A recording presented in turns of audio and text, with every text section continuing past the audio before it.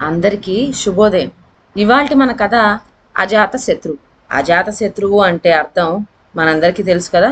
శత్రువులు లేని వాళ్ళని అజాత శత్రువులు అంటారు. మరి ఈ కథకి అజాత శత్రువు అని పేరెందుకు వచ్చిందో ఇప్పుడు వినేద్దాం.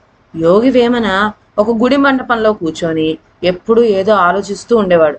ఆ ఊళ్ళో ఉన్న పిల్లలు కొందరు ఆయన చుట్టూ చేరి ఏదైనా కథ చెప్పమంటూ వేపుకొని తినేవారు. వాళ్ళు అడిగినప్పుడల్లా విసుక్కోకుండా ఆయన ఏదో ఒక కథ చెప్తూనే ఉండేవాడు. ఒకనాడు వాళ్ళు మామూలు ప్రకారం వచ్చి కథ అడిగేసరికి ఆయన ఇలా ప్రారంభించాడు. పూర్వం అజాత శత్రువు అనే ఒక రాజు ఉండేవాడు. ఆయన చాలా మంచివాడు. ఆయనకి ఎవరి మీద కోపం గాని పగ గాని ఉండేదే కాదు. అవసరమైనప్పుడు మాత్రం లేని కోపం తెచ్చుకొని కోప్పడవలసిన వాళ్ళని దండిస్తూ ఉండేవాడు. అంతే. అజాత శత్రువు ఒకనాడు కొలువు తీర్చి ఉండగా చారులు కంగారుగా వచ్చి, ప్రభు, కొంప మునిగింది అన్నారు. రాజు నిదానంతో, సంగతి ఏమిటో చెప్పండి అన్నాడు. మన కోట ముట్టడించడానికని కళింగరాజు సేనను వెంటబెట్టుకొని వస్తున్నాడు అన్నారు చారు. అజాత శత్రువు తన సేనాధిపతి వైపు తిరిగి, అట్లయితే ఇంకా ఆలస్యం దేనికి, మన సైన్యాన్ని కూడా సిద్ధం చేయండి, నేను ఇంతలో వస్తాను, శత్రువుని సంహరిద్దాం అని చెప్పి వెంటనే కొలువు చాలించి వెళ్ళాడు. మరొక క్షణానికే రణబేరి మ్రోత వినపడింది. శాంతంగా ఉన్న వాతావరణం అంతా ఒక్క మాటుగా మారిపోయింది. సైనికులంతా ఎక్కడ పనులు అక్కడే వదిలేసి ఆయుధాల కోసం పరిగెత్తారు. కవచాలు ఆయుధాలు ధరించి కోట ముందు హాజరయ్యారు. మరో క్షణానికల్లా ఆయుధపాణి అయిన చక్రవర్తి గుర్రం మీద వచ్చి అపారమైన తన సైన్యం ముందు నిలిచాడు. కొన్ని క్షణాల క్రితం కొలువులో గద్దపై దర్శనమిచ్చిన ఆ శాంతమూర్తేనా ఈ మహారాజులో ఇంత మార్పు చూడగలమని ఎవ్వరూ నమ్మలేకపోయారు. భయంకర మూర్తి దండనాయకుల్ని సేనను వెంటబెట్టుకొని హఠాత్తుగా వచ్చి పడుతున్న శత్రుసేనాల్ని రాజు ఢీకొన్నాడు. రాజు పరాక్రమం చూసేసరికి సేనలకు ఎక్కడలేని ఉత్సాహం పుట్టుకొచ్చింది. జై జై ధ్వనులు చేస్తూ ఆయన్ని అనుసరించి వెళ్లి శత్రువుల్ని చెండాడన ఆరంభించారు. కళింగరాజు సేన క్షణంలో చెల్లా చెదిరైపోయింది. అకస్మాత్తుగా మీద పడి కోట వశం చేసుకోవాలని, అజాత శత్రువుని ఖైదీగా చేసి తీసుకుపోవాలని వ్యూహం పన్ని వచ్చిన కళింగరాజుకి కథ అడ్డం తిరగటంతోనే అపజయం నిశ్చయమని తేలిపోయింది. ఇంకా అక్కడుంటే ప్రాణం దక్కదనిపించి రణరంగం నుంచి పారిపోవటానికి అతడు వెంటనే తన గుర్రాన్ని వెనక్కి తిప్పేశాడు. కానీ అజాత శత్రు సేనాధిపతి కళింగరాజును వెంటాడి పట్టుకొని రెక్కలు విరిచికొట్టి తెచ్చి తన ప్రభువు ముందు నిలబెట్టేశాడు. కళింగరాజు ఉత్తి దుర్మార్గుడు. అతడు సరిహద్దులోని అజాత శత్రు రాజ్యంలో ప్రజలకు ఇదివరకు ఎన్నో ఉపద్రవాలు కలగజేశాడు. అర్ధరాత్రి వేళ నిద్రపోతూ ఉన్న ప్రజల్ని దోపిడీ చేయించాడు. కనికరం లేకుండా స్త్రీలని, పిల్లల్ని, వృద్ధుల్ని హత్యలు చేయించాడు.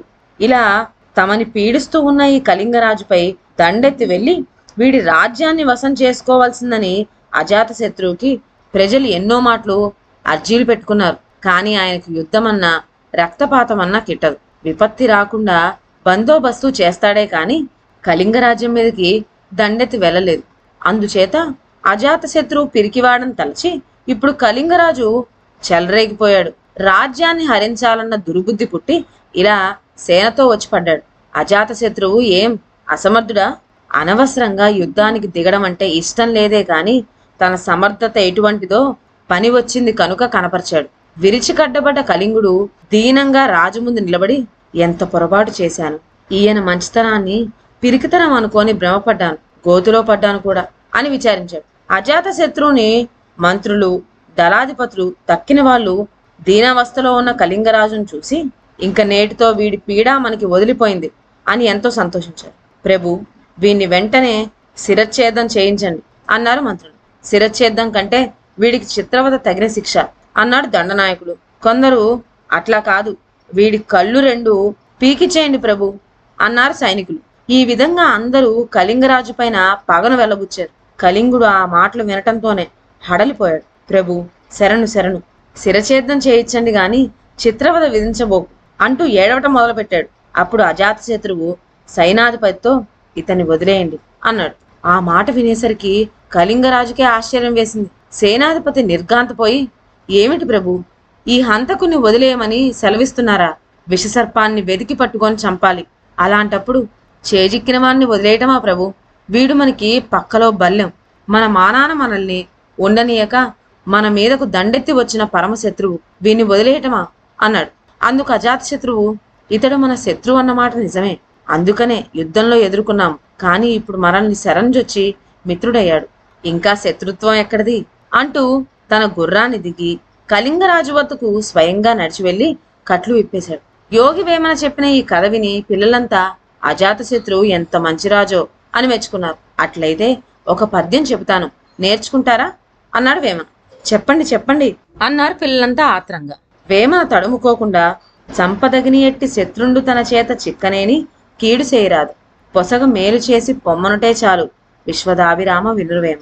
అంటే చంపదగిన శత్రువు మన చేతికి చిక్కితే అతడు కీడు చేయక మేలు చేసి వెళ్ళిపోతే అది మంచిదని వేమన గారు తెలియజేస్తున్నారు అని ఈ పద్యం చెప్పాడు వేమన.